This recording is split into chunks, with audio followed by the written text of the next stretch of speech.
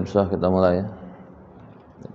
Assalamualaikum warahmatullahi wabarakatuh.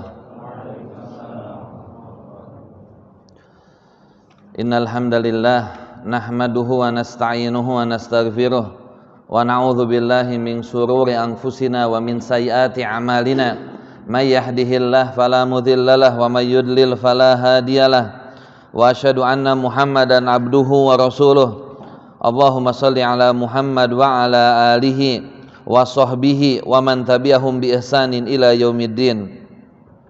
Qala Allah ta'ala fi kitabihil karim, ya ayyuhan nasu taqu rabbakumul ladzi khalaqakum min nafsin wahidah wa khalaqa minha zawjaha wa batha minhuma rijalan katsiran wa nisaa'a wattaqullaha alladzi tasaaluna bihi wal arham innallaha kana 'alaikum raqiba wa qala ya ayyuhalladzina amanu taqullaha wa qulu qawlan sadida yuslih lakum a'malakum wa yaghfir lakum dzunubakum wa may yuti'illaha wa rasulahu faqad faza fawzan 'azima wa qala ya ayyuhalladzina amanu taqullaha haqqa tuqatih wa la tamutunna illa wa antum muslimun fa in asdaqal hadisi kitabullah wa khairul huda huda Muhammad sallallahu alaihi wasallam wa sarul umuri muhdatsatuha wa kullu muhdatsatin bid'ah wa kullu bid'atin dhalalah wa kullu dhalalatin finnar.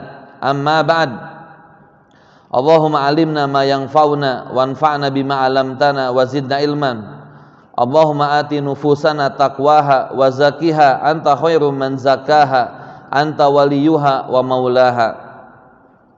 Ikhwan yang dirahmati Allah Subhanahu wa taala, alhamdulillah pada kesempatan kali ini tepatnya setelah melaksanakan sholat maghrib secara berjamaah, kita masih diberikan kesempatan kesehatan oleh Allah Subhanahu wa taala agar kita bisa duduk dalam majelis ilmu.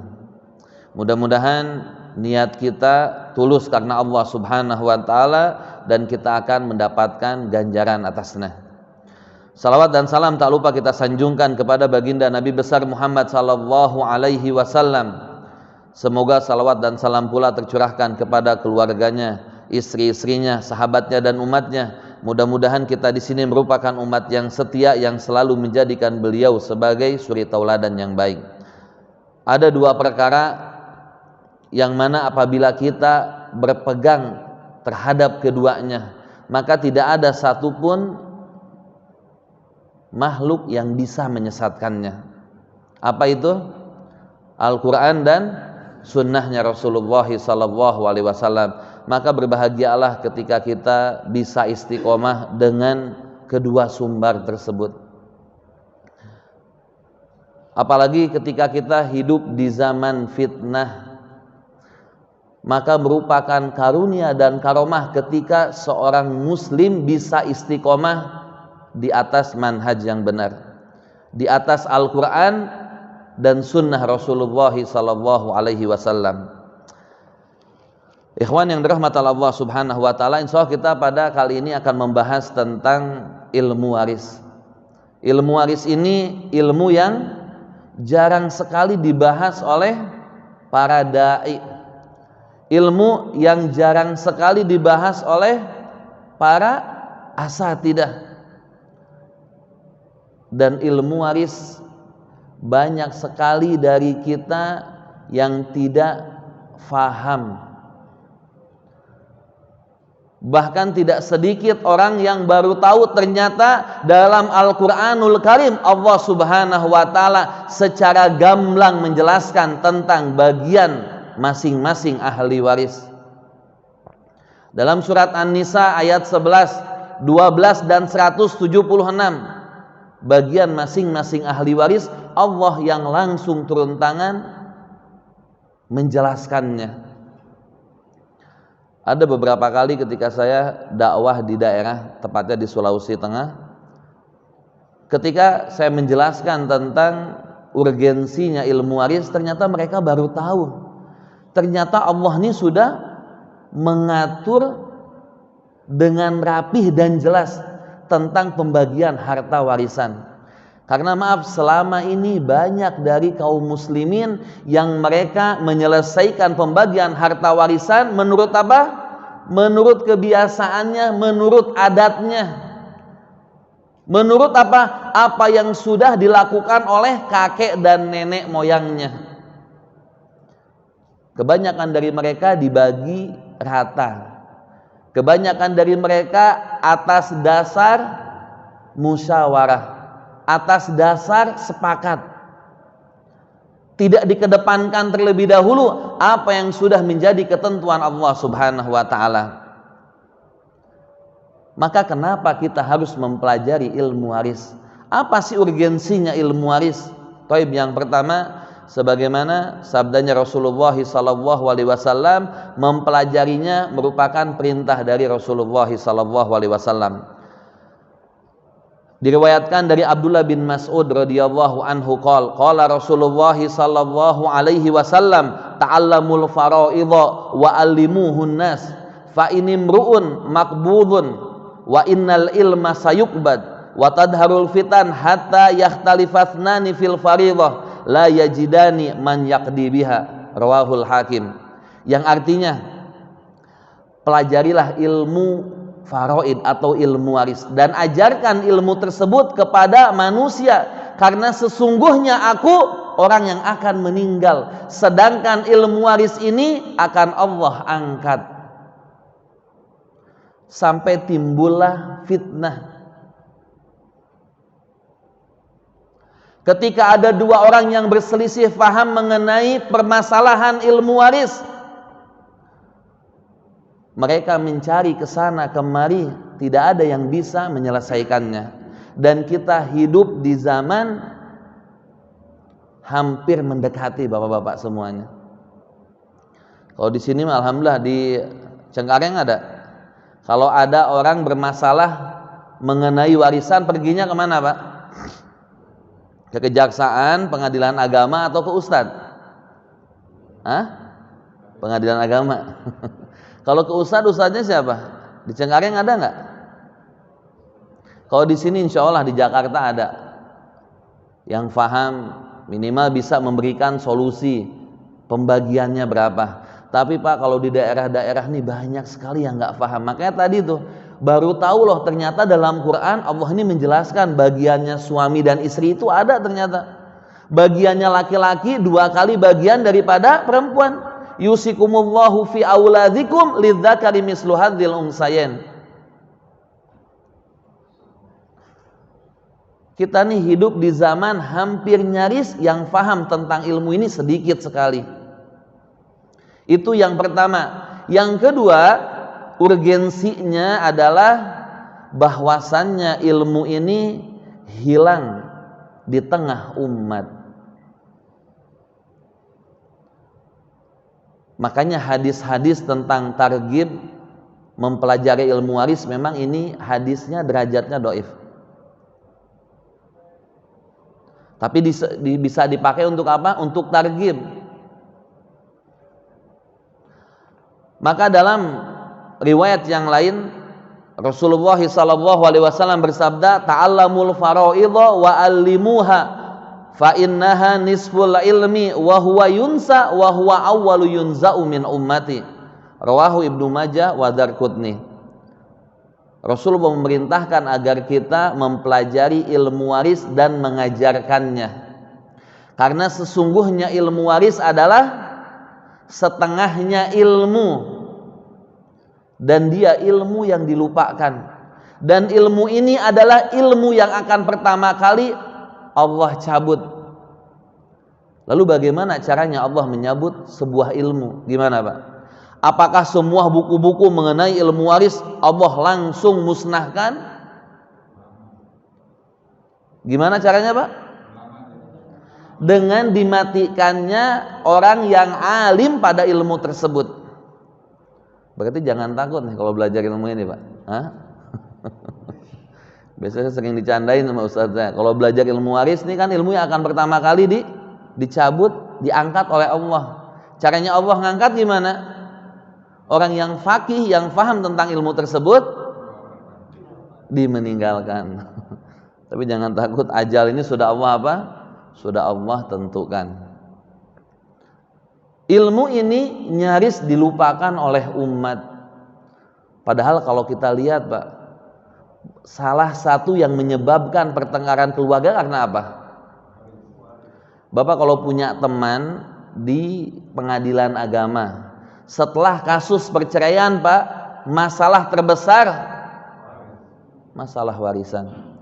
Biasanya berperkara siapa selain adik kakak? Anak dan ibu ada nggak? Bayangkan, anak dan ibu kandungnya, bayangkan Pak. Ini ibu kandung yang melahirkan dia. Ada nggak yang berperkara? Bukan hanya ingin mengambil hartanya, tetapi ingin memenjarakannya. Ada nggak? Ada di Indonesia. Bayangkan, karena urusan harta warisan. Taib yang selanjutnya adalah, urgensinya adalah dengan kita mempelajari ilmu waris secara tidak langsung kita mengimani ayat-ayat Al-Quran. Kalau kita masuk ke dalam Islam, maka masuklah secara totalitas. Gak boleh kita ini masuk setengah-setengah Pak. Kira-kira mana dalil yang cocok buat saya, buat keluarga saya diambil, sedangkan yang tidak cocok lalu kita tidak ambil? Tidak demikian.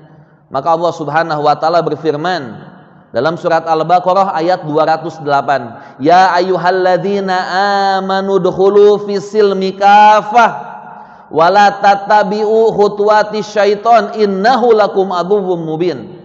Wahai orang-orang yang beriman, lihat yang Allah serukan orang-orang yang beriman, masuklah ke dalam Islam secara kafah, secara totalitas. Janganlah sekali-kali engkau mengikuti langkah syaitan, karena sesungguhnya dia adalah musuh yang nyata bagimu. Berarti kalau ada seorang muslim yang dia mengambil satu ayat, meninggalkan ayat yang lainnya, berarti dia secara tidak langsung mengikuti langkah syaitan. Beragama itu bukan sesuai hawa nafsu kita. Beragama itu sesuai apa? Sesuai syariat. Apa yang dikatakan oleh Allah dan Rasulnya, itu yang kita ikuti. Banyak dari kita ketika ada satu ayat kayaknya berat sekali, lalu dia tinggalkan. Kira-kira kalau ayat-ayat yang gampang barulah nggak apa-apa saya fokus terhadapnya. Tidak demikian caranya beragama itu. Bahkan mengenai ilmu waris ini merupakan ketentuan dari Allah Subhanahu wa taala. Abaukum wa abnaukum la tadruna ayyuhum aqrabu lakum naf'a fariidatan minallah. Ini ketentuan Allah. Maka dengan kita mempelajari ilmu waris, mempraktekannya, maka apa balasan bagi orang tersebut? Balasannya adalah tilka hududullah wa may yuti'illaha wa rasulahu yudkhilhu jannatin tajri min tahtihal anhar khalidina fiha wa dzalikal fawzul azim. Itu adalah ketentuan-ketentuan Allah. Barang siapa yang taat kepada Allah dan Rasulnya, maka akan dimasukkan ke dalam surganya Allah Subhanahu wa ta'ala, yang mana mengalir di dalamnya sungai-sungai. Mereka kekal di dalamnya, dan itulah kemenangan yang besar. Maka lihat, ketika seseorang tunduk terhadap ketentuan Allah, terutama dalam permasalahan waris ini, maka akan mendapatkan surganya Allah Subhanahu wa ta'ala. Tetapi sebaliknya, orang-orang yang lebih mengutamakan hawa nafsunya, orang-orang yang lebih membanggakan hukum adat tetapi menyelisihi syariat, apa balasan dari Allah Subhanahu wa taala? Wa may ya'sillaha wa rasulahu wa yata'adda hududahu yudkhilhu naran khalidan fiha wa lahu adzabun muhin. Siapa saja yang bermaksiat kepada Allah dan Rasulnya dan dia melampaui batas, apa artinya? Dia tidak mau mengikuti segala ketentuan dari Allah Subhanahu wa ta'ala, maka Allah akan masukkan dia ke dalam neraka, dia kekal di dalamnya, dan baginya azab yang menyedihkan. Berarti ingat jamaah semua, urusan perkara pembagian harta warisan, ancamannya bukan ancaman yang sepele. Bayangkan, kekal di dalamnya. Kita tahu seseorang yang akan kekal di dalam neraka manakala dia meninggal dalam keadaan syirik. Tetapi Allah menjelaskan dalam firman tersebut, ini merupakan penekanan. Berarti bukan apa? Bukan ancaman yang sepele. Tidak ada lagi tawar-menawar, Ustadz. Kalau misalnya kayak begini bagaimana? Atas dasar musyawarah bisa apa enggak? Memang ada dalam permasalahan ilmu waris, ada namanya bab takharuj, keluar dari ketentuan Allah Subhanahu wa ta'ala. Tapi ada syaratnya. Ikuti dulu ketentuan dari Allah. Kalau engkau mau membaginya dengan cara rata, atau jangankan dibagi rata. Ada salah satu ahli waris yang tidak mau mengambil harta warisan, boleh nggak? Boleh. Haknya dia diberikan kepada saudara perempuannya atau diberikan kepada ibunya, tidak jadi masalah. Tapi tetap ketentuan Allah didahulukan. Ikhlas itu setelah apa? Setelah dia mengetahui, oh Allah ini sudah membagikan kepada aku sekian. Kalau engkau nggak mau mengambil yang sekian tersebut, hakmu diberikan kepada yang lain, tidak jadi masalah. Tapi yang sering terjadi, dibagikan sesuai kesepakatan, manakala nanti dari ahli waris belajar ilmunya, ternyata dia tahu, oh ternyata bagian saya ini lebih besar daripada perempuan. Akhirnya apa? Malah menuntut di kemudian hari, maka sudah tidak bisa lagi. Maka ingat, jangan macam-macam dalam pembagian harta warisan. Sebenarnya kalau saya kasih contoh, nggak usah jauh-jauh Pak. Coba lihat aja dari keluarga kita, dari keluarga besar kita, dari tetangga kita, komplek kita. Apakah sudah sesuai dengan syariat? Lebih banyak yang berhasil atau sebaliknya? Gimana? Sebaliknya. Apa? Tuh. Lebih banyak yang carut marut, lebih banyak yang gagal dibandingkan yang sukses. Maka harus hati-hati, minimal ketika kita niat mempelajari ilmu ini, mudah-mudahan Pak, keluarga kita selamat dari apa? Selamat dari fitnah harta. Biasanya orang ini ketika berhubungan dengan harta banyak yang gelap Pak. Gak mengenal dia mau orangnya alim atau sebaliknya, orangnya ngaji atau sebaliknya. Ini saya sering diminta konsultasi, bahkan ketika mungkin diceritakan orang fulan kayak begini, gak ada yang percaya. Tetapi dalam urusan harta warisan banyak Pak yang tergoda dengan urusan harta. Tapi yang selanjutnya, urgensinya waris adalah agar terhindar dari harta yang haram. Karena harta warisan ini mengenai apa? Mengenai haknya orang, Pak. Haknya orang harus diberikan kepada yang berhak. Walaupun itu punya anaknya, iya.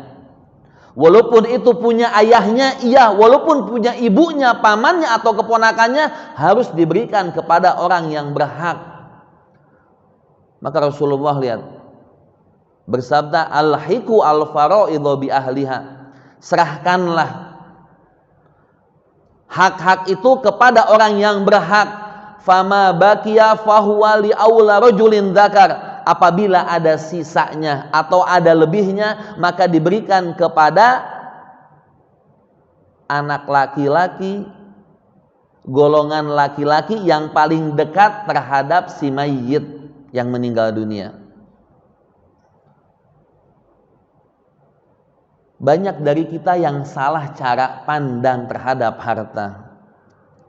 Kebanyakan dari kita menganggap bahwasannya harta ini wajib kita kumpulkan sebanyak-banyaknya. Dikumpulkan kemewahan semewah-mewahnya. Maka Nabi pun mengatakan, laisal ghina an kathratil mal, innamal ghina ghinan nafs. Sesungguhnya kekayaan itu bukan dengan mengumpulkan banyaknya harta, tetapi kekayaan hakiki adalah kekayaan jiwa. Berapapun yang Allah berikan kepadamu, engkau syukuri, demi Allah engkau orang kaya. Pak, apa artinya? Engkau memiliki 2 miliar tapi tidak pernah puas dengan miliar tersebut. Masih ingin mendapatkan 2 miliar selanjutnya. Sudah mendapatkan 1 gunung, masih berharap gunung selanjutnya. Maka dibandingkan orang yang hanya 1 bulan atau 1 minggu mendapatkan uang 100 ribu, tetapi dia selalu bersyukur kepada Allah, dia sesungguhnya orang yang kaya. Karena hakikatnya harta ini apa? Bukan yang disimpan di rekening, Pak. Bukan yang dijadikan aset-aset. Hakikat harta itu yang kita gunakan, yang kita sedekahkan. Maaf, yang kita makan keluar jadi apa? Jadi kotoran. Yang disedekahkan akan menjadi hujah di hadapan Allah Subhanahu wa taala. Tetapi yang masih berbentuk rekening, aset-aset, kalau kita meninggal, milik siapa, Pak? Milik ahli waris. Jadi yang masih dalam rekening, kalau kita meninggal, milik siapa jadinya? Milik ahli waris kita. Yang selanjutnya, harta ini adalah ada tanggung jawabnya. Maka Nabi pun mengatakan, la yazula qadama abdin yaumal qiyamah hatta yus'al an arba. Tidak akan bergeser kaki seorang hamba pada hari kiamat sampai dia akan ditanya tentang 4 perkara. Salah satunya apa? An malihi, tentang hartanya. Min aina iktasabah wa fima anfaqah. Dari mana ia dapatkan harta tersebut? Setelah dia dapatkan dari mana, untuk apa ia pergunakan? Pak, kita ini hidup di zaman susah nggak? Susah, Pak ya? Apalagi pandemik ini udah berapa tahun? 3 tahun. Udah mau 3 tahun.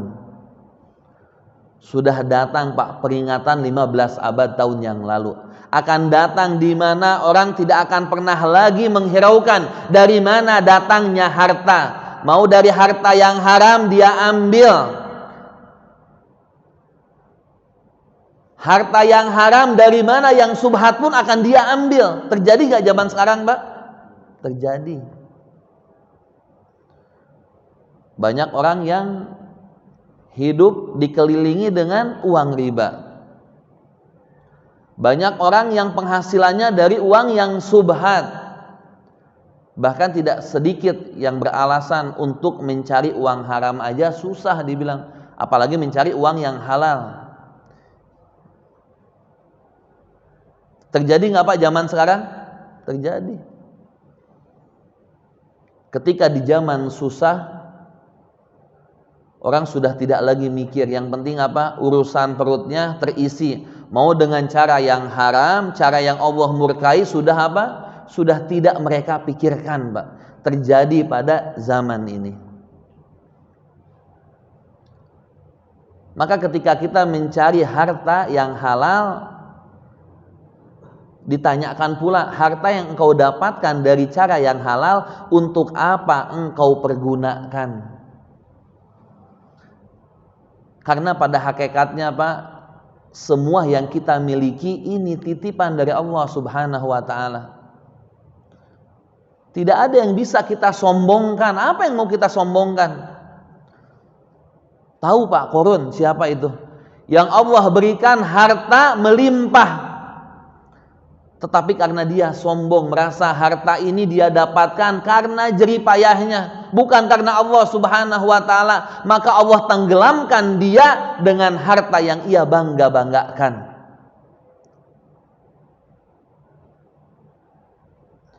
Kalau engkau tidak yakin bahwasannya ini merupakan titipan dari Allah Subhanahu wa taala, adakah seseorang yang meninggal dia masuk ke dalam liang lahat membawa hartanya, ada Pak?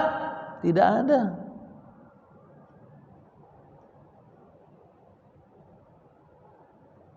Seseorang ketika meninggal, ia meninggalkan tiga: meninggalkan harta, meninggalkan keluarga, dan meninggalkan amalannya. Yang ikut hanya apa Pak? Yang ikut hanya amalannya saja. Yang tinggal di dunia dua: hartanya dan keluarganya. Sama keluarga yang katanya cinta, tidak bisa hidup tanpamu, ada nggak yang mau menemani Pak selama di liang lahat? Ada? Nggak usah 1 hari deh, setengah jam ada nggak yang mau menemani? Kalau istrinya meninggal, suaminya mau Pak menemani setengah jam dalam kuburan?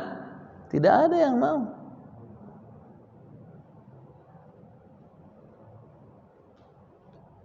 Maka semuanya ini merupakan titipan dari Allah Subhanahu wa taala. Kita lihat Pak, bencana-bencana yang terjadi di Indonesia ini. Orang yang awalnya memiliki harta yang banyak, dengan sekali letusan Gunung Semeru selesai Pak menjadi orang kere, orang miskin.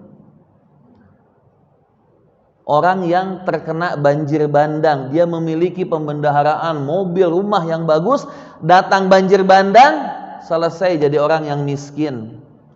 Belum lagi gempanya, banjirnya. Maka ini merupakan titipan dari Allah Subhanahu wa taala. Kalau kita sering beristirja, inna lillahi wa inna ilaihi rajiun, sesungguhnya kita adalah milik Allah. Dan sesungguhnya kita juga akan kembali kepadanya. Lalu yang selanjutnya, harta ini merupakan fitnah, merupakan cobaan bagi kita semuanya. Maka dalam beberapa ayat Allah menjelaskan, innama amwalukum wa auladukum fitnah, sesungguhnya anak-anakmu, harta-hartamu merupakan cobaan bagimu. Apakah engkau mampu mendekatkan diri kepada Allah ketika Allah memberikan harta dan anak? Atau jangan-jangan sebaliknya Pak, adanya anak, adanya harta malah melalaikan kita dari Allah Subhanahu wa taala. Ya ayyuhalladzina amanu la tulhikum amwalukum wala auladukum an dzikrillah. Jangan sampai anak-anakmu, harta-hartamu melalaikanmu dari zikir kepada Allah Subhanahu wa taala. Banyak apa yang terjadi ketika dia tidak memiliki harta, doanya khusyuk luar biasa, tetapi ketika Allah bentangkan dunia di hadapannya, lupa. Ketika belum Allah karuniai anak, dia doanya khusyuk, tahajudnya luar biasa, duhanya istiqomah, tetapi setelah memiliki anak, dia terlena dengan anak dan istrinya, lupa tahajudnya, lupa duhanya. Terjadi nggak Pak? Terjadi. Maka seharusnya harta dan anak lebih mendekatkan diri kita kepada Allah Subhanahu wa taala. Tapi yang selanjutnya, urgensinya ilmu waris adalah agar menghindari dari keributan, perpecahan, dan putusnya silaturahim pada sebuah keluarga. Banyak apa yang terjadi di keluarga kita, bermasalah nggak Pak penyelesaian harta warisannya?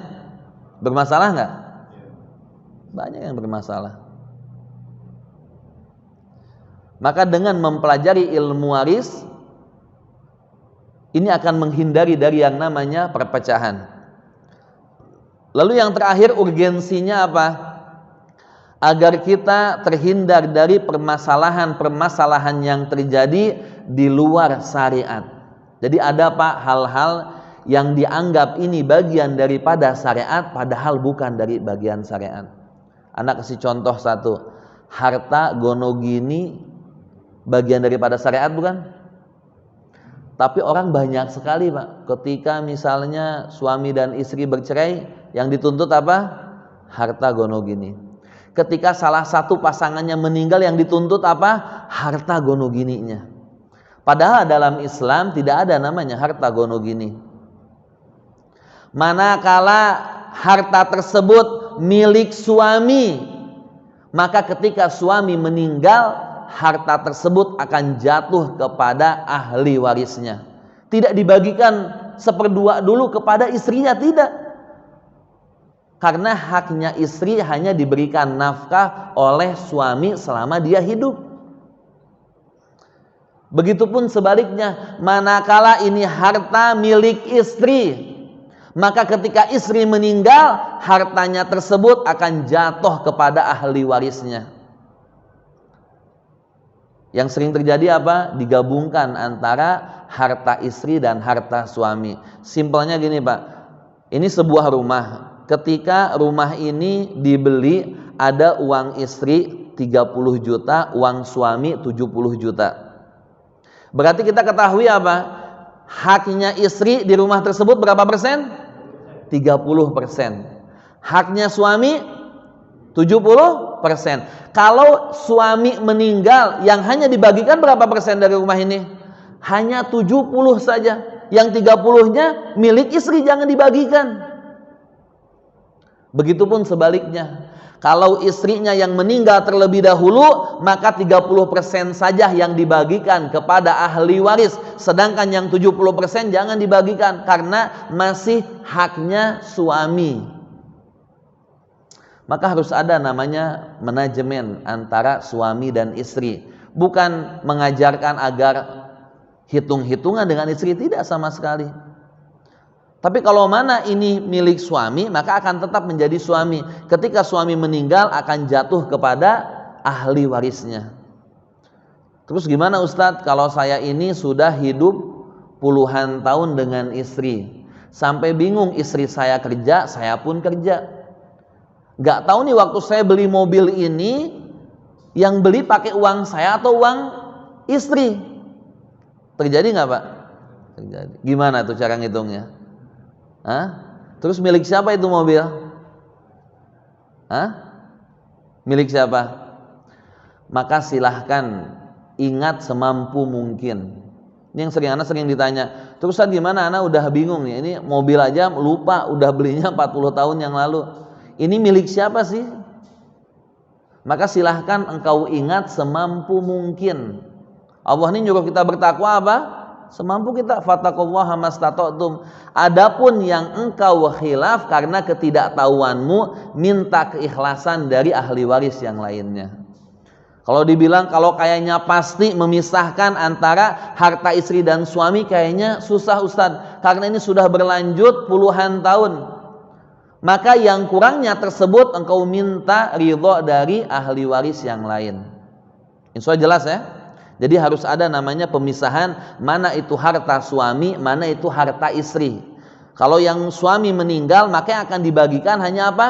Hanya harta suami saja, harta istri jangan. Perhiasan-perhiasan yang dihadiahkan suami kepada istri jangan ikut dibagikan. Insya Allah jelas ya. Baik. Yang selanjutnya adalah dibagikan sebelum meninggal dunia. Boleh apa enggak? Boleh? Boleh enggak? Dibagikan harta sebelum meninggal. Boleh? Boleh Pak. Boleh asalkan sesuai dengan sunnahnya Rasulullah SAW. Bagaimana caranya? Ketika seorang tua mau memberikan kepada anak-anaknya, harus diberikan secara adil. Maksudnya adil apa? Semuanya dapat. Kalau 5 anaknya ada, maka berikan kepada 5 anak tersebut.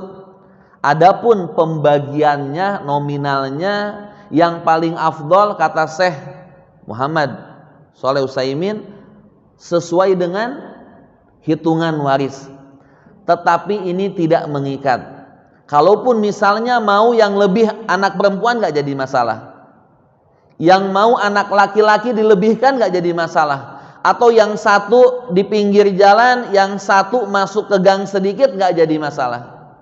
Asalkan apa? Diberikan kepada siapa?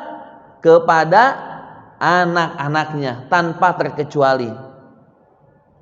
Yang sering terjadi apa Pak? Orang tua memang benar sih niatnya mah baik, Kalau ada rezeki kasih dulu buat si fulan, nih buat kamu sertifikat, pegang.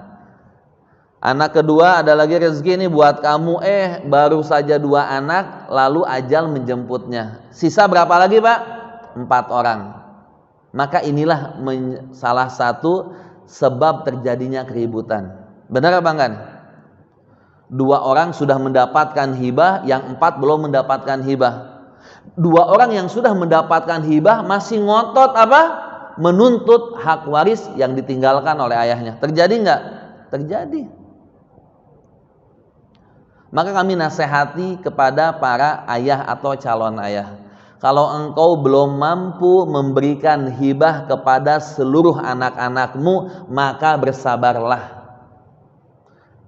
Diriwayatkan dari Nu'man bin Bashir, ia mengatakan ayahnya memberikan seorang budak kepadanya. Maka ibunya Nu'man, dia tidak ridho sampai Rasulullah bersaksi atas apa yang dilakukan oleh suaminya. Maka Bashir pun akhirnya menemui Rasulullah SAW. Wahai Rasulullah, aku memberikan budak kepada salah satu anakku. Maka apa yang dikatakan oleh Rasulullah? Apakah anak-anakmu yang lain engkau berikan? Maka Bashir pun mengatakan, tidak wahai Rasulullah. Apa yang dikatakan oleh beliau? Ana la ushidu ala jawrin. Aku tidak mau bersaksi atas kezaliman. Bahkan dalam riwayat disuruh diambil lagi itu hadiahnya.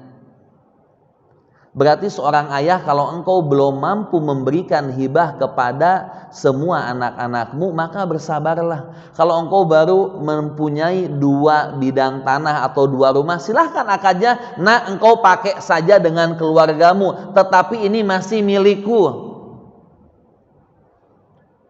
Nanti kalau sudah ada jumlahnya sama dengan anak-anak, silahkan. Nah ini aku kasih sertifikatnya, PBB-nya udah milikmu sepenuhnya.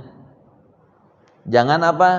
Jangan hanya sekedar di mulut saja. Nah ini buatmu ya. Kan tidak ada jaminan Pak. Yang meninggal duluan siapa? Anaknya atau bapaknya? Bisa aja anaknya duluan. Yang sering terjadi apa? Kalau anaknya yang meninggal terlebih dahulu, apa kata ayahnya? Oh rumah ini belum aku kasih, nanti aku kasihnya kalau aku meninggal. Berarti itu bukan namanya hibah, itu namanya apa? Namanya wasiat. Ini yang sering terbulak-balik. Orang memahaminya ini dikatakan hibah, padahal bukan hibah, melainkan wasiat.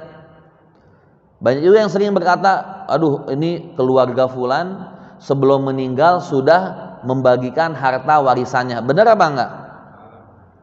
Harta warisan itu harta yang ada setelah meninggalnya mayit.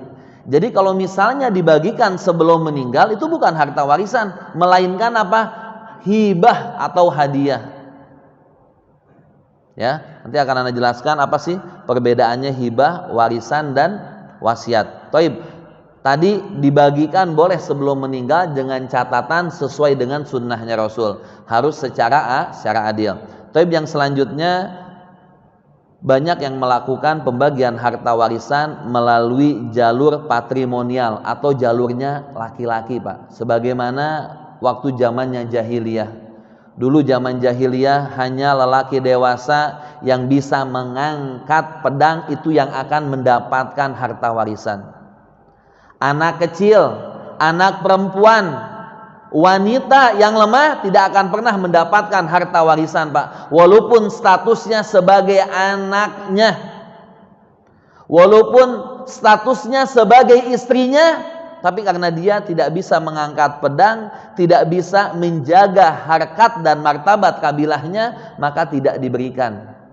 Sekarang pun ada yang masih melakukan hal demikian. Yang selanjutnya, membagikan harta dengan jalur matrimonial atau apa? Jalur perempuan. Ada nggak Pak? Ada. Ada khusus ini bagian harta pusaka yang hanya dimiliki oleh perempuan saja. Ada nggak? Ada. Padahal Allah ini apa? Sudah membagikannya. Lirijali nasibum mimma taraku. Walinisa sama juga. Buat laki-laki juga sudah jelas bagiannya. Begitu juga dengan wanita-wanita. Ada juga yang dibagi berdasarkan jalur mayorat. Apa? Anak tertua, Pak. Jadi anak tertua dia yang paling banyak, dia yang membagikan semaunya sendiri, tidak berdasarkan kepada ketentuan Allah Subhanahu wa taala. Terjadi nggak, Pak? Terjadi. Maka apa? Harus dihindari. Toib yang selanjutnya adalah anak angkat. Sebenarnya anak angkat ini merupakan ahli waris atau bukan? Benar, bukan? Hah? Bukan, toib. Terus kalau misalnya ada suami dan istri tidak memiliki anak, dia mengadopsi, makanya seharusnya mengadopsi pun nggak boleh sembarangan. Kalau misalnya ada yang mau mengadopsi anak perempuan, silahkan ambil dari saudara atau anak dari saudara-saudari si suaminya. Agar apa? Agar menjadi mahram. Kalau ingin mengambil adopsi anak laki-laki, Pak, silahkan ambil anak saudara atau saudari dari siapa? Dari istrinya. Agar apa? Dia menjadi mahram. Tapi yang kenyataan sekarang, Pak, ambil aja siapa nih? Apalagi maaf, kalau ada di panti asuhan yang baru kan sering, Pak, melahirkan karena aib, karena di luar nikahan atau tidak mampu ayah ibunya, disimpan di depan panti asuhan. Akhirnya ada orang yang mengadopsinya tidak jelas. Setelah balik, anak laki-laki atau anak perempuan dianggapnya sama kayak siapa? Ibu sendiri. Padahal itu mahram atau bukan? Bukan, nggak boleh saling bersentuhan. Nah, yang terjadi, Pak, kalau ayah dan ibu angkatnya meninggal, yang menguasai harta itu siapa? Siapa yang menguasainya? Anak angkat. Padahal anak angkat ahli waris bukan? Kalau ada suami dan istri tidak memiliki anak, lalu mereka meninggal dan meninggalkan harta, hartanya jatuh kepada siapa? Kepada ayah dan ibunya mereka kalau ada. Kalau tidak ada, jatuh kepada siapa? Kepada saudara-saudaranya. Sering bertanya, Ustadz, ini anak angkat menganggap orang tuanya sama kan kayak anak sendiri. Ketika sakit dia yang merawatnya. Ketika di akhir hayatnya dia pula yang mentalkinkannya. Tetapi kenapa ketika meninggal kok dia tidak mendapatkan harta warisan? Adil apa enggak? Adil enggak?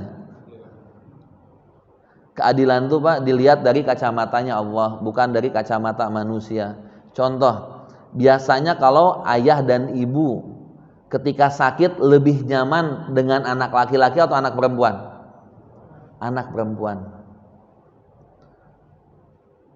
Tetapi anak perempuan setelah ditinggalkan oleh ayah ibunya mendapatkan berapa?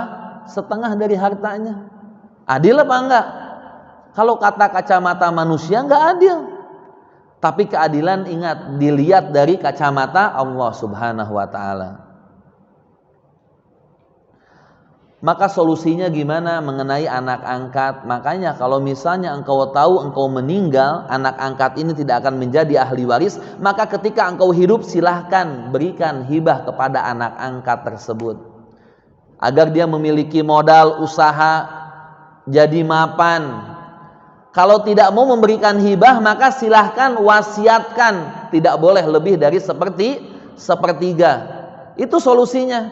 Tapi kalau memang sudah terjadi tidak ada hibah, tidak ada wasiat, maka sudah qadar Allah. Berarti dia tidak mendapatkan harta warisan. Biasanya saya kalau menjadi konsultasi pada masalah ini, saya ngasih edukasi kepada ahli warisnya. Kepada siapa? Saudara-saudaranya si mayit ini. Tidak ada paksaan sebenarnya, cuma ngasih edukasi, setidaknya engkau memberikan sesuatu kepada anak angkatnya. Tapi kalau katanya Ustadz saya nggak mau, ya silahkan. Ini hanya sebagai anjuran saja. Tapi bagi anak orang tua angkat, Kalau engkau sudah faham anak angkatmu ini tidak akan mendapatkan harta warisan darimu, maka silahkan berikan hibah atau wasiat. Begitu juga saudara sepersusuan. Saudara sepersusuan hanya menjadi mahram saja, tetapi tidak saling mewarisi, ya. Walaupun sama-sama disusui oleh satu ibu, tetapi tidak saling mewarisi, hanya menjadikannya mahram saja. Udah azan belum? Belum ya? Baik. Gimana? Sudah. Udah. Baik, mau azan dulu nanti kita lanjutin ya. Atau gimana? Biasa gimana? Azan dulu aja.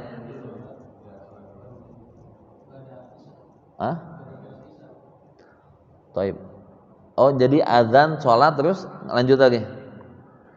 Kalau misalnya azan terus kita lanjutin sedikit dulu nggak apa-apa? Ya, biar nanti beres langsung kita sholat ya. Baik, fadhil. Azan dulu. Baik, bisa kita lanjutkan ya. Coba lanjut, cuma ada cepat sedikit ya. Ada namanya Al-Mabadiul Asroh. Mabadiul Asroh ini ada 10 pondasi. Sebenarnya bisa juga kita terapkan pada ilmu-ilmu yang lainnya, tidak hanya kepada ilmu waris, bisa juga ilmu fikih, ilmu usul fikih. Tapi yang pertama dari 10 mabadi tersebut, yang pertama adalah definisi dari ilmu waris. Ilmu waris ini secara etimologi artinya warisan. Adapun secara istilah atau terminologi artinya ilmu yang mempelajari tentang siapa saja yang mendapatkan warisan dan siapa saja yang tidak berhak mendapatkan warisan dan kadar masing-masing warisannya. Jadi itu fungsinya mempelajari ilmu waris. Adapun pokok pembahasannya adalah pembagian harta warisan atau sering dikatakan at-tarikah. At-tarikah ini apa? Yang ditinggalkan oleh mayyit, oleh muwaris, oleh orang yang meninggal dunia. At-tarikah ini diberikan kepada ahli waris sesuai dengan ketentuan Allah Subhanahu wa taala. Tujuannya ilmu waris menyampaikan segenap hak waris kepada yang berhak mendapatkannya. Yang keempat, nisbahnya ilmu waris.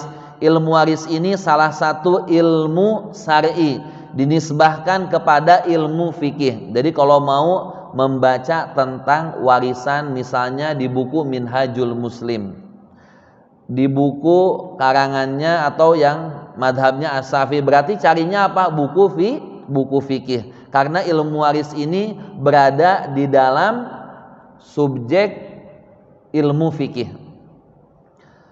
Yang selanjutnya, yang kelima, keutamaannya ilmu waris. Keutamaannya adalah ilmu ini termasuk ilmu yang mulia dan tinggi kedudukannya. Salah satu sebabnya adalah karena Allah langsung sendiri menentukan kadar bagian masing-masing ahli waris. Yang selanjutnya, pemerkarsa atau perumus ilmu waris ini siapa? Yang pertama adalah Allah Subhanahu wa taala. Yang kedua Rasulullah. Lalu yang ketiga sahabat Nabi, tabi'in, dan para imam mujtahid.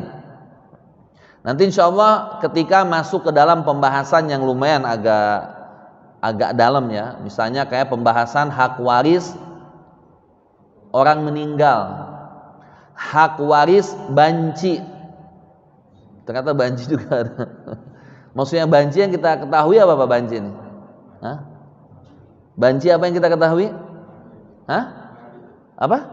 Laki-laki menjadi perempuan, perempuan menjadi laki-laki gitu kan? Tapi yang dimaksudkan dalam syariat banci ini apa?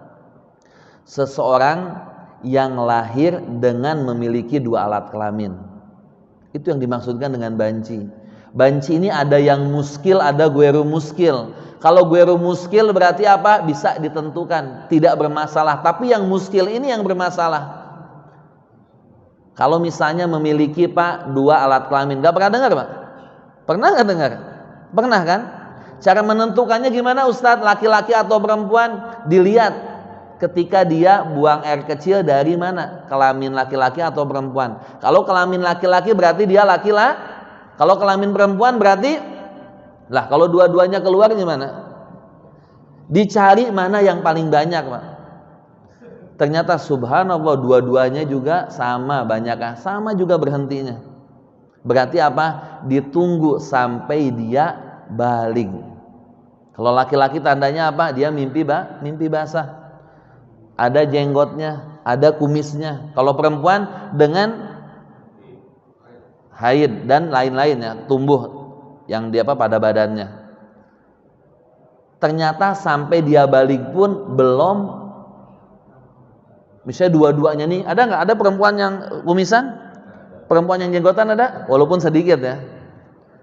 Atau misalnya Pak, yang memiliki dua alat kelamin tersebut, dia nih meninggal sebelum balik. Terus kita hukumi dia apa? Sebagai anak laki-laki atau perempuan? Maka disinilah khilafnya para a'immatul mujtahid. Yang paling sahih apa Pak? Bagi yang tidak bisa ditentukan dia ini laki-laki atau perempuan, misalnya meninggalnya ketika waktu kecil, gimana caranya? Dihitungkan dia ini laki-laki, diambil setengah bagiannya. Dihitung dia sebagai perempuan, diambil setengah bagiannya, maka digabungkanlah. Itu pendapatnya siapa? Imam Malik dan Imam Syafi'i. Kalau Imam Syafi'i misalnya bisa ditentukan, maka tinggal dilihat kalau laki-laki ke laki-laki, perempuan ke perempuan. Tetapi kalau misalnya tidak bisa ditentukan, maka mengikuti madhabnya Imam Malik. Dibagi Pak, setengah laki-laki, setengah perempuan digabungkan. Nah ini apa? Butuh yang namanya qaul a'immatul mujtahid. Ada juga nanti yang namanya hak waris hamil, janin Pak. Ya. Jadi misalnya dia ini lagi hamil ketika ditinggalkan sama suaminya. Baru saja menikah 1 bulan, suaminya kecelakaan, meninggal. Ternyata si istrinya apa? Sedang hamil. Dapat nggak Pak? Dapat kalau dia lahir dan menangis. Bisa nggak dibagikan harta warisannya tanpa harus menunggu bayi tersebut? Bisa nggak, jadi masalah. Tetapi nanti akan ada harta yang dibekukan Pak. Ada namanya mauquf, harta yang dibekukan. Dan nanti akan ada gambaran-gambaran, kemungkinan-kemungkinan yang terjadi. Akan dihitungkan bayi tersebut yang berada dalam janin, kemungkinan dia meninggal ada Pak? Ada. Nanti dihitungkan seolah-olah dia ini meninggal bagiannya berapa. Kalaupun dia hidup, jenis kelaminnya apa? Laki-laki atau perempuan. Berarti dihitungkan seolah-olah bayi janin tersebut laki-laki, janin tersebut perempuan. Ada kemungkinan kembar Pak? Ada nggak? Maka dihitungkan pula dia kembar 2 perempuan. Bayangkan, sampai ulama sedetail gitu untuk menjelaskan pembahasan ilmu waris Pak. Nanti ada lagi namanya hak waris orang tenggelam, hak waris orang tertimbun. Kan banyak tuh Pak, ketika apa namanya? Tsunami.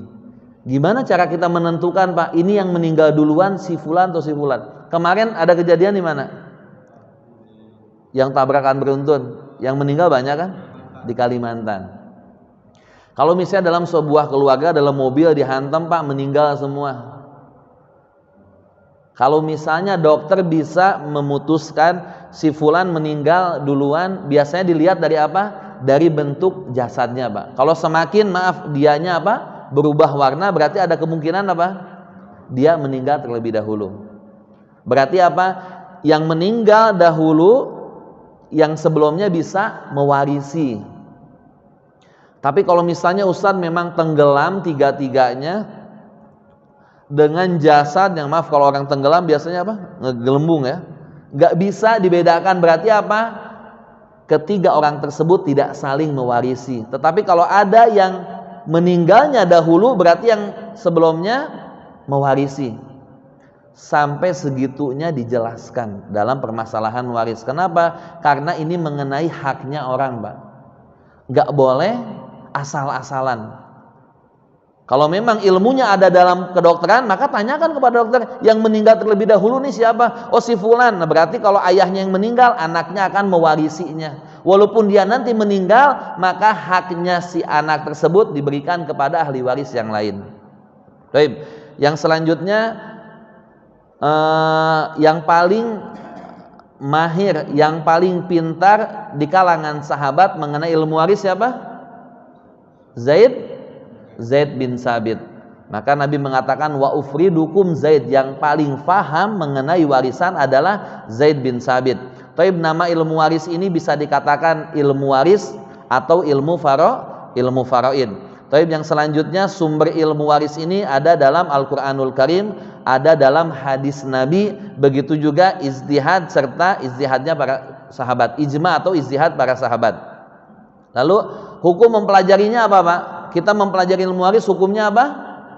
Fardu kifayah. Jadi kalau ada satu orang yang sudah mempelajari ilmu waris, yang lainnya apa? Terbebas. Maka hukumnya sunnah buat yang lain. Sama kayak kita menyolatkan jenazah. Hukumnya apa? Fardu kifayah. Kalau ada satu orang yang sudah melakukan, yang lainnya terbebas. Tetapi ingat, walaupun hukum mempelajarinya fardu kifayah, melaksanakan ketentuan Allah hukumnya apa? Wajib. Jadi mau nggak mau harus apa? Mengikuti ketentuan Allah ini. Taib. Yang selanjutnya permasalahan yang akan nanti kita bahas adalah banyak sekali mengenai kepemilikannya secara fardu atau dikatakan ashabul furud, bagian-bagian yang pasti. Ada pula yang namanya asobah, bagian yang lunak. Ada juga nanti hijab atau menghalangi. Siapa yang dihalangi, yang paling dekat kepada mayit akan menghalangi yang paling jauh. Ada pula nanti mengenai rod ini apa? Penambahan kepada ashabul furud selain suami dan istri. Nanti insya Allah kita akan bahas sampai selesai, tapi step by step ya. Sekarang kita mempelajari tentang urgensi ilmu waris dan mengenai arti-arti mengenai ilmu waris. Insya Allah nanti besok pertemuan bulan depan berarti ya, kita akan membahas tentang dasar waris. Rukun waris itu apa, syarat harta warisan itu apa, sebab warisan itu apa. Nanti insya Allah yang ketiganya baru kita apa Pak? Baru kita menulis atau hitung-hitungan. Nah ini baru intinya. Ana sudah ngirimin ke Pak Irwan, ada 3 PDF, silahkan tuh bisa dibaca materi yang Ana udah serahkan, yang udah Ana jelaskan pada hari ini. Nanti untuk dasar waris juga silahkan bisa dibaca. Sama ada PDF itu tentang kondisi ahli waris baik dari laki-laki atau perempuan, itu yang sudah Ana rangkumkan. Istri itu dapatnya berapa? Nanti untuk pemula harus menguasai yang itu tuh.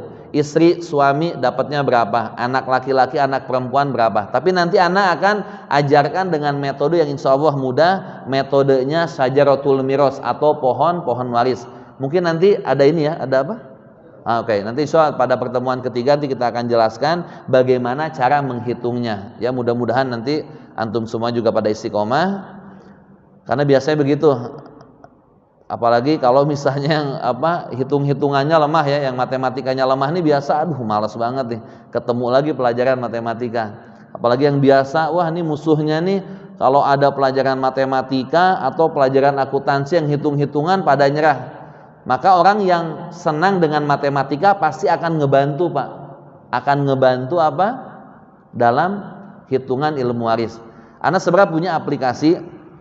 Ini aplikasi ini apa? Aplikasi yang bisa membantu lah. Tapi nanti insya Allah Ana bakalan kasih aplikasi ini kalau memang sudah belajar. Karena nggak bisa nggak tahu ilmunya, tahu-tahu langsung memakai aplikasi. Akhirnya apa Pak? Yang harusnya menyelesaikan harta warisan dengan 5 ahli waris, tapi karena dia kurang ilmunya, yang dia masukkan hanya 3 ahli waris saja. Ini sering terjadi nih. Ustadz, ada 3 orang ahli waris. Ternyata setelah ditelusuri si mayit meninggal, ternyata ketika dia meninggal, dia meninggalkan 5 anaknya. Walaupun anak yang pertama dan kedua sudah meninggal, tapi tetap harus diberikan terlebih dahulu harta warisannya. Perkara dia meninggal nanti akan dibagikan kepada ahli waris orang yang meninggal tersebut. Makanya harus ada ilmunya. Insya Allah nanti kalau udah beres belajar, Ana akan kasih untuk mempermudah saja, hitungannya. Baik. Ana akan buka pertanyaan mungkin ya. Buka pertanyaan 1 2 3. Toib, silahkan bagi yang mau bertanya. Toib, iya Pak.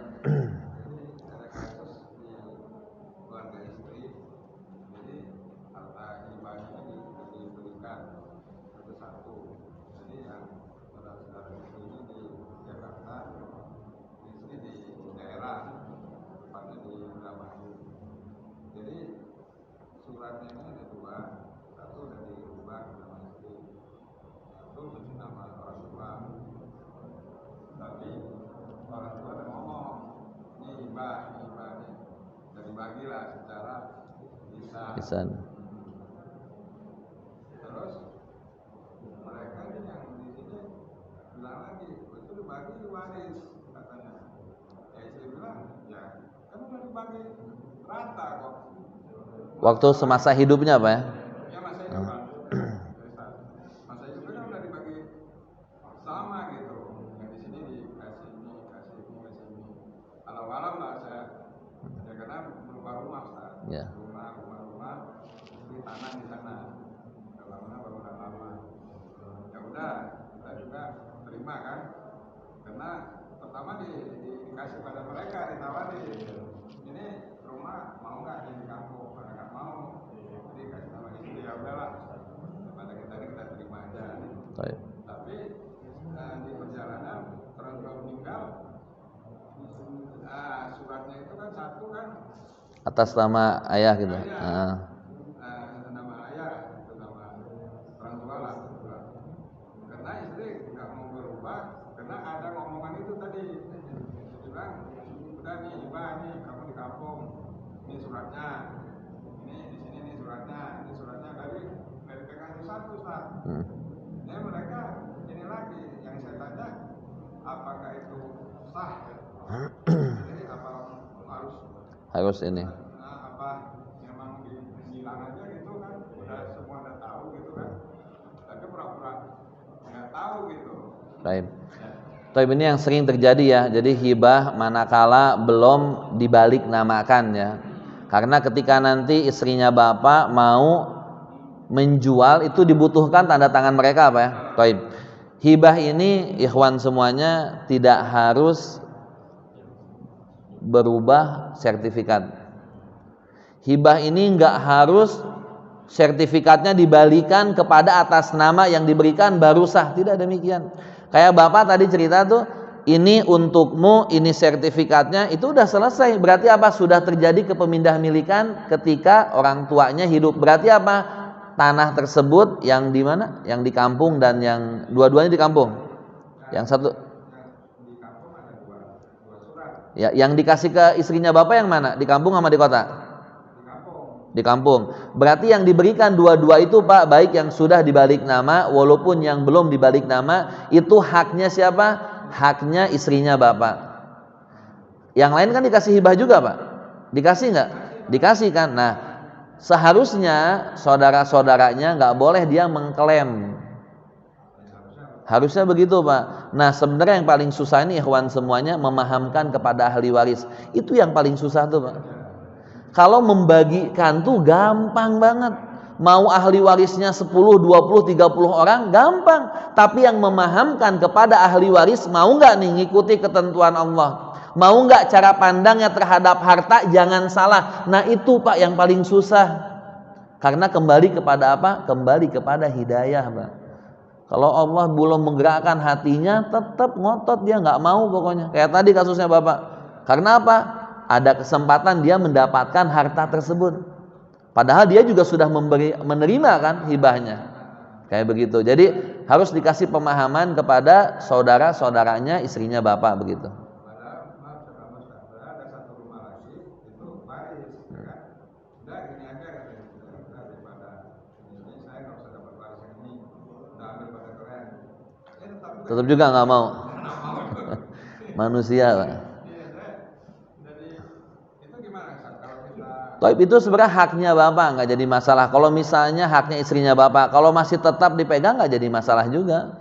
Sambil inilah, sambil berdoa juga, sambil ya ngasih taunya sedikit-sedikit Pak. Hidayah ini kan Allah ini kadang ngegerakkan tuh dengan berbagai cara gitu Pak. Kalau sekarang nggak bisa ya mudah-mudahan besok, lusa, minggu depan, bulan depan atau tahun depan, kan tidak ada yang tahu. Terus ada kontrakan Ustaz. Hah? Banyak. Oke. Mereka bagi-bagi Ustaz kan. Udah kata istri kata kita udah gini aja, kalau mau bagi semua, kontrakan dibagi semua, di sana dibagi semua, gimana? Nggak mau juga, karena di sana nggak bisa dikontrak. Di sini ada hasilnya kan, nggak mau mereka makan yang di sini, yang di sana yang jadi mau menang sendiri kan. Makanya itu Pak, harusnya takut sama Allah ketika mengambil hak yang bukan haknya. Walaupun itu Pak hanya sepeser, hanya 1 rupiah, tapi bukan haknya, apakah nggak dihisab sama Allah? Akan dihisab. Hanya 1 rupiah loh Pak. Saya bilang enggak Ustaz gini. Saya bilang enggak akan bahagia mereka. Saya berdasarkan inilah berdasarkan agama kan. Ya. Enggak akan bahagia mereka mengurangi begitu itu. Nggak berkah ya Pak. Buktinya katanya mereka senang-senang aja bisa beli mobil. Pak, yang paling menakutkan tuh istidraj. Lo istidraj? Itu yang paling. Kalau orang ahli maksiat dia tahu dia ini salah, ada kemungkinan apa? Dia buat bertobat. Tapi kalau orang istidraj Pak, kayak model tadi atau contoh yang lain, nggak sholat, nggak puasa, rezeki lancar aja. Dia nih nggak sadar dirinya ini salah Pak. Maka kemungkinan untuk taubatnya kecil. Pokoknya nggak usah takut Pak, kalau istrinya Bapak dizolimi, orang yang menzoliminya akan mendapatkan balasannya, kayak gitu. Insya Allah nggak bakalan berkah lah yang apa namanya, yang yang hidup dengan harta nggak halal mah Pak ya. Ya, gimana Pak? Baik. Bagaimana hukumnya pemberian hibah dengan nilai yang tidak sama? Ya. Tadi sudah Anda jelaskan, pemberian hibah dengan nilai yang tidak sama tidak jadi masalah. Karena pemberi hibah itu gimana orang yang memilikinya Pak. Ayahnya mau memberikan kepada si ini ya silahkan haknya dia. Memberikan kepada si ini silahkan haknya. Cuma ingat Pak, konsekuensinya kalau orang sudah memberikan hibah nggak boleh diambil lagi. Jangan sampai nanti anaknya meninggal dahulu diambil lagi Pak. Sering terjadi kayak begini. Ya, makanya harus ada terjadi kepemindah milikan atau tamal qobad. Ini saya ngasih nih. Ini Pak buat Bapak nih ya.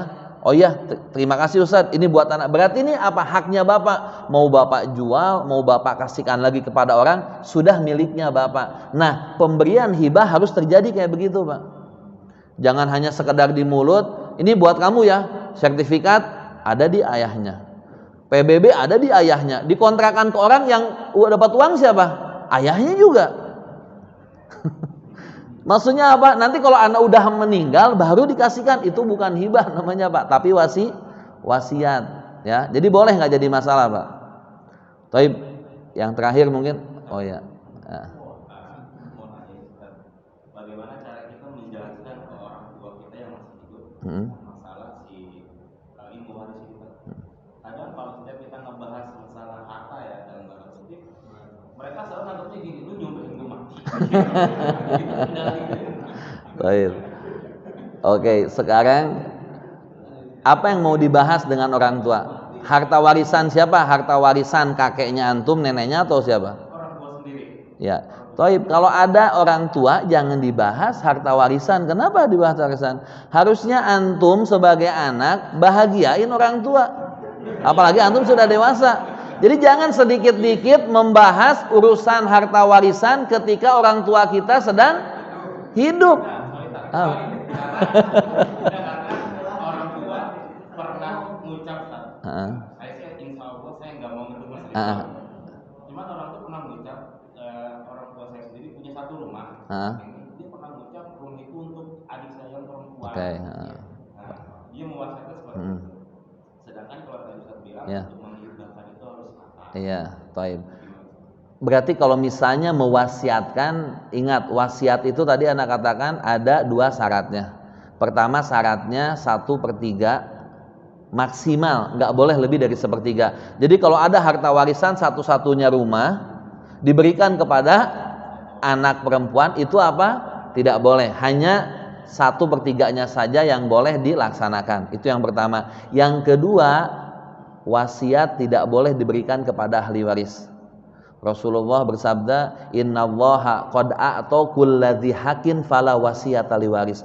Allah ini sudah memberikan hak kepada orang yang berhak, maka tidak ada wasiat kepada ahli waris. Berarti kalau dikasihkan wasiat kepada anak perempuannya, batal nggak secara syariat? Batal. Ada pengecualiannya. Apa pengecualiannya? Pengecualiannya adalah apabila ahli waris setuju semuanya nggak jadi masalah, atau sebagian setuju sebagian yang tidak, bisa juga dihitungkan. Jadi syaratnya itu 2, wasiat tidak boleh kepada ahli waris maksimal 1/3. Ketika Sa'ad bin Abi Waqqas meminta kepada Rasulullah ingin mewasiatkan 2/3 hartanya, tidak diizinkan. 1/2-nya enggak juga diizinkan. Ketika beliau mengatakan, ya Rasulullah 1/3-nya saja, maka Nabi mengatakan, ats-tsuluts wa tsulusu katsir antadzara warasataka agniya khairun min antadzarahum alatan yatakaffafun nas. 1/3 itu sudah banyak, kata Rasulullah. Engkau tinggalkan ahli waris dalam keadaan kaya, kuat ekonominya, mapan, itu lebih baik dibandingkan engkau tinggalkan mereka dalam keadaan miskin, ekonominya lemah, tidak mapan. Akhirnya apa? Dia meminta-minta kepada manusia.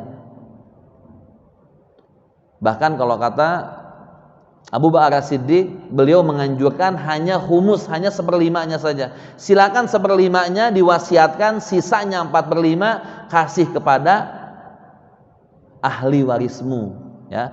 Jadi silahkan antum kalau misalnya itu ya cari momen yang waktu pas. Atau kalau antum nggak bisa, aja ke pengajian sekarang. Ayo Pak, ikut sama anak. Ya, pelan-pelan Pak, ini ada nih, misalnya ada pengajian, silahkan ikut, nggak jadi masalah, ya. Tapi jangan langsung, Pak, Bapak nih salah, kata Ustadz ini, antum nggak bakalan didengar. Kalau tahu kayak begini, langsung dia nggak banyak omong, langsung ke notaris, langsung dibalikin nama kayak ini. Ya, antum kasih tahu pelan-pelan gitu, ya. Tetapi kalau misalnya ada hal-hal yang memang menjadi alasan tertentu, ya misalnya maaf kalau antum ada ade yang kayak misalnya itu keterbelakangan mental itu memang ada alasan-alasan tertentu yang dibolehkan oleh syariat gitu, ya. Tapi tetap kata Syekh Utsaimin ini, walaupun dia kaya atau miskin, tetap harusnya dibagi hibah tersebut. Jadi nggak harus ngelihat yang kaya biar aja nggak usah dikasih, enggak. Yang miskin udah dia aja yang dikasih, enggak juga. Sebagaimana anak-anakmu diberikan hibah, otomatis nanti akan ada timbul rasa cinta terhadap anak-anak kepada orang tuanya. Tapi kalau dilihat ini ayah nih kasih sayangnya sama si ini aja misalnya, akhirnya ada timbul kecemburuan dan hal-hal yang tidak bagus begitu, ya. Tapi mungkin itu saja ya, udah jam 8 juga. Tapi mudah-mudahan ada manfaatnya. Nanti silahkan dibaca-baca yang PDF yang sudah kirimkan ke Pak Irwan. Mudah-mudahan yang kita pelajari pada malam ini insya Allah bermanfaat. Mudah-mudahan istiqomahnya antum tetap terjaga juga. Karena biasanya maaf kalau ilmu waris itu awalnya banyak, terakhir hanya sedikit. Apalagi kalau sudah nanti mengenai hitungan. Karena hitungan nih, kalau orang yang nggak suka hitungan memang bener malas banget itu. Aduh, hitungan lagi. Tapi insya Allah ini akan ada manfaatnya. Minimal ini ilmu untuk menjaga keluarga antum atau keluarga besar antum. Jangan sampai jangan sampai gagal. Produk gagal akhirnya wah udah carut marut Pak. Ribut sama sana, ribut sama sini. Nah itu yang paling, ya. So mudah-mudahan kita dapat ilmunya, kita pun akan mengamalkannya. Baik, kita tutup kajian ini dengan membaca doa kafaratul majlis. Subhanakallahumma wa bihamdika asyhadu an la ilaha illa anta astaghfiruka wa atubu ilaik. Wassalamualaikum warahmatullahi wabarakatuh.